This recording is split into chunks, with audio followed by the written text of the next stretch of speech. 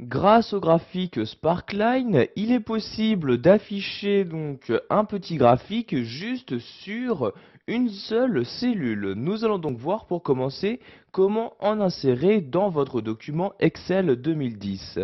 Donc pour insérer un graphique Sparkline, vous vous rendez en haut dans le ruban Office et cliquez ici sur Insertion. Une fois dans l'onglet Insertion, vous allez vous rendre dans le groupe ici Graphique Sparkline. Comme vous pouvez le voir, il en existe trois différents. Donc, soit vous choisissez de créer une courbe, un histogramme ou un histogramme qui représentera les points positifs et négatifs. Donc ici, je vais par exemple, pour commencer, créer une courbe. Je clique donc ici sur courbe comme ceci. Pour commencer, vous allez sélectionner donc la plage de données, c'est-à-dire avec quelles données vous souhaitez créer votre graphique. Donc je place bien mon curseur à l'intérieur de ce champ-là et je vais sélectionner ici ces données-ci, donc les données de l'émission de CO2. Donc je clique sur la cellule, je maintiens le clic de ma souris et je sélectionne ici toute la ligne donc correspondant aux données des différentes dates. Je vais maintenant choisir la plage d'emplacement, donc sur quelle cellule je souhaite insérer cet histogramme. Je place donc ici donc, mon curseur dans cette partie-là et je vais par exemple ici l'insérer dans cette cellule-ci. Je clique donc dans la cellule comme ceci. Donc je vais devoir maintenant ici supprimer l'ancienne cellule comme ceci, vous voyez, j'appuie sur la touche supprimer de mon clavier et je clique maintenant sur OK pour insérer mon graphique Sparkline. Et comme vous pouvez le voir, j'ai maintenant un graphique qui apparaît juste sur la cellule que j'avais sélectionnée. Ce graphique est par conséquent très utile pour voir les différentes évolutions, donc par exemple ici, par pays en émissions de CO2. Donc sachez que vous pouvez à tout moment modifier le type de graphique que vous souhaitez utiliser.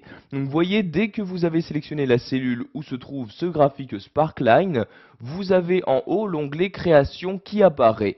Dans cet onglet, vous allez pouvoir modifier, donc sans changer aucune autre donnée, le type de ce graphique-là en vous rendant dans cette partie-là. Donc vous voyez, pour l'instant, courbe est sélectionnée. Si vous souhaitez maintenant créer un graphique en utilisant les histogrammes, vous cliquez tout simplement ici sur histogramme et comme vous pouvez le voir, vous avez automatiquement le graphique qui change d'aspect pour se mettre à jour et afficher donc ici les histogrammes. De même pour les points positifs, négatifs, je clique sur le type en question et vous avez ici donc que des points négatifs. En effet, toutes les valeurs ici donc présentes dans ce tableau sont positives. Donc ici, je vais par exemple me remettre en courbe. Je clique ici sur courbe comme ceci. Pour finir, nous allons voir que l'avantage de créer un graphique de cette manière est que vous pouvez maintenant l'automatiser. En effet, si je souhaite maintenant appliquer ce graphique pour tous les pays ici présents dans mon tableau, je n'ai pas besoin de recréer à chaque fois ce graphique. Il me suffit juste de l'automatiser. Donc pour ce faire, je sélectionne la cellule avec le graphique. Je me rends en bas à droite de celle-ci. Donc vous voyez maintenant mon curseur ressembler ici à cette petite croix. Une fois que c'est le cas, je clique. Et en maintenant le clic de ma souris, je descends ma souris et vous voyez donc je vais tout simplement automatiser ce graphique comme je peux automatiser une formule ou une donnée.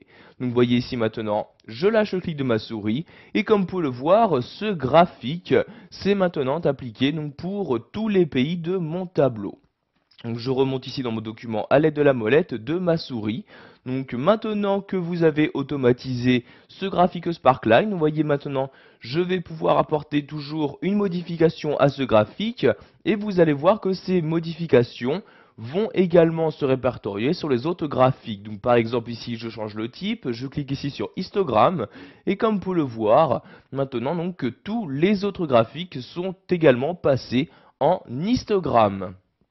Voilà, vous savez maintenant comment insérer une ligne de tendance dans Excel 2010.